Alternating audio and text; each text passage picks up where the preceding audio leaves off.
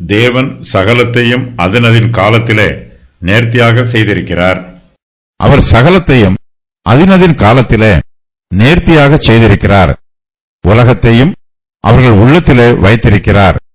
ஆதலால் தேவன் ஆதிமுதல் அந்தம் மட்டும் செய்து வரும் கிரியையை மனுஷன் கண்டுபிடியான். எல்லா காரியங்களிலும் தேவனுடைய கரம் இருக்கிறது.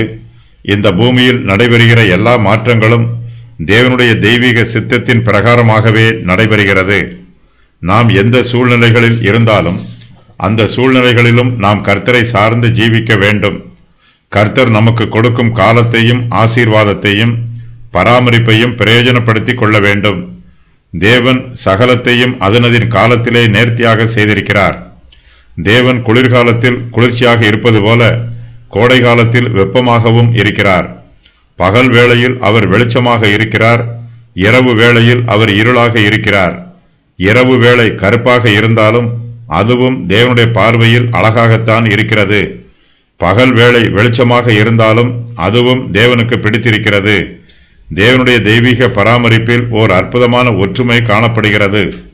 தேவனுடைய பராமரிப்புகள் எல்லாமே ஒன்றுக்கொன்று தொடர்புடையவை. சீதோஷ்ண நிலைமை மாறிக்கொண்டே வருகிறது. ஆனாலும் எல்லா சீதோஷ்ண காலங்களும் ஒன்றுக்கொன்று தொடர்புடையவை. அவை எல்லாமே தேவனுடைய மகிமையை வெளிப்படுத்துகிறது. கர்த்தரை நம்புகிறவர்கள் எல்லா சூழ்நிலைகளிலும் எல்லா சீதோஷ்ண நிலைகளிலும் கர்த்தருக்குள் மகிழ்ச்சியாக இருப்பார்கள்.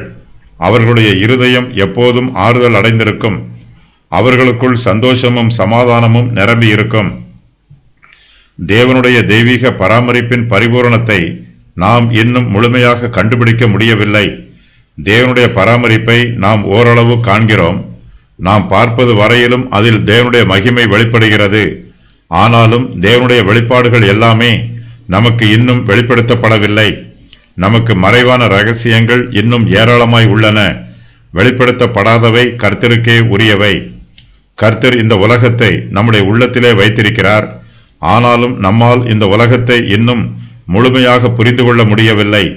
தேவன் ஆதி முதல் அந்த மட்டும் ஏராளமான கிரியைகளை செய்து வருகிறார். தேவனுடைய கிரியைகளை மனுஷனால் இன்னும் பூரணமாய் கண்டுபிடிக்க முடியவில்லை. தேவனுடைய தெய்வீக பராமரிப்புகளை கண்டுபிடிப்பதற்கு நாம் பொறுமையோடு காத்திருக்க வேண்டும்.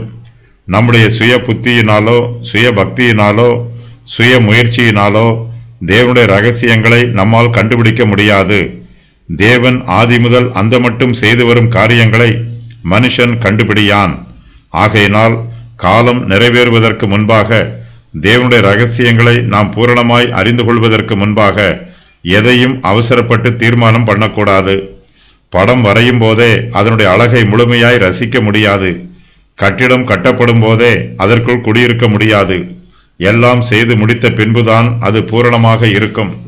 ஓவியர் தான் வரைகிற படத்தை பூரணமாய் வரைந்து முடித்த பின்புதான் அதன் முழுமையான அழகு நமக்கு தெரிய வரும். தேவனுடைய கிரியைகளும் அதுபோலவே நமக்கு இன்னும் முழுமையாய் தெரியவில்லை. நாம் தேவனுடைய கிரியைகளின் ஒரு பகுதியை மாத்திரமே பார்த்திருக்கிறோம். தேவன் ஆதி முதல் அந்த மட்டும் கிரியை செய்து வருகிறார். அவர் ஆதியிலே செய்த கிரியைகளெல்லாம் நமக்கு தெரியாது.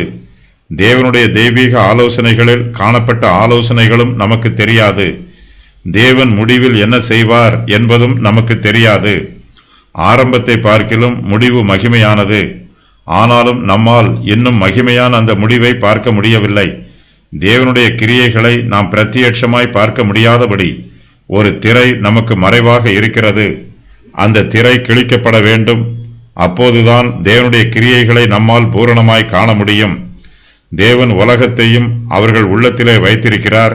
இந்த வாக்கியத்திற்கு வேத பண்டிதர்கள் இரண்டு விதமாக வியாக்கியானம் சொல்லுகிறார்கள்.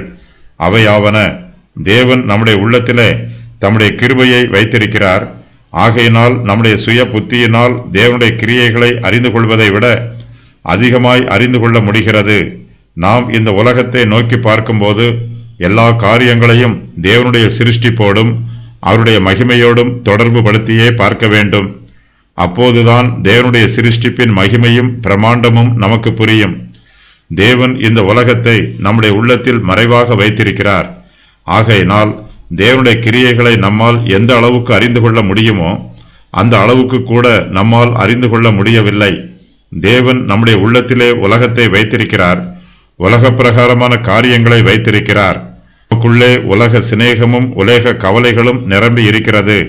ஆகையினால் தேவனுடைய சிருஷ்டிப்பின் கிரியையை காண்பதற்கு நமக்கு நேரமும் இல்லை, விருப்பமும் இல்லை.